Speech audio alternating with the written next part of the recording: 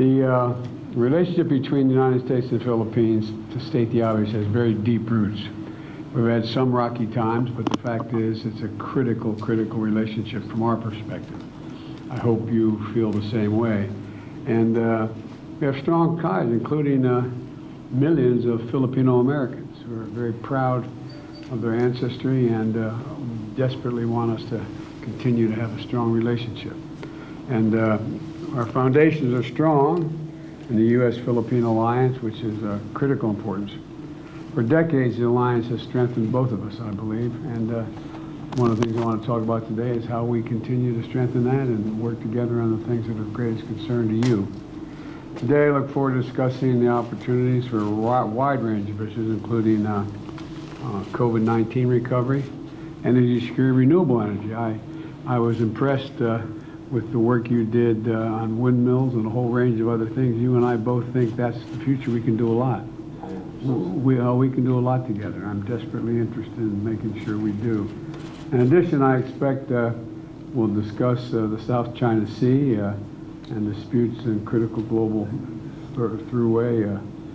I've spent a lot of time with not only the President of China but others about the international waters and how they have to be respected, and we should talk about that a little bit, I hope. And we're also thank you for your position on the war against Ukraine and by Russia and how it's impacting energy prices and food prices. And we're working very hard to be able to do something about that.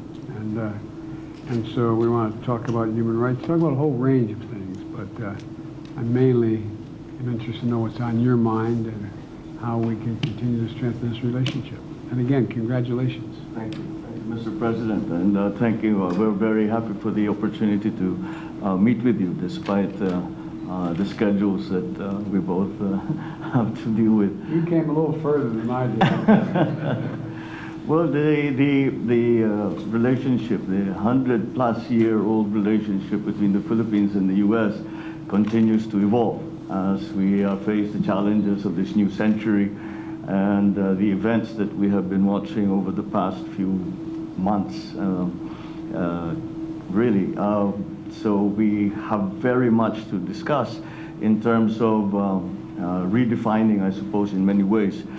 But the role of the United States in maintaining the peace in our region is something that is much appreciated by all the countries in the regions and the Philippines especially. We feel that we are especially fortunate because we have a very strong foundation of a very long relationship and strong relationships on various facets, not only political, not only diplomatic, but also economic. And of course, there is the very large Filipino population that have chosen to live and make their lives here in the United States and have been very successful.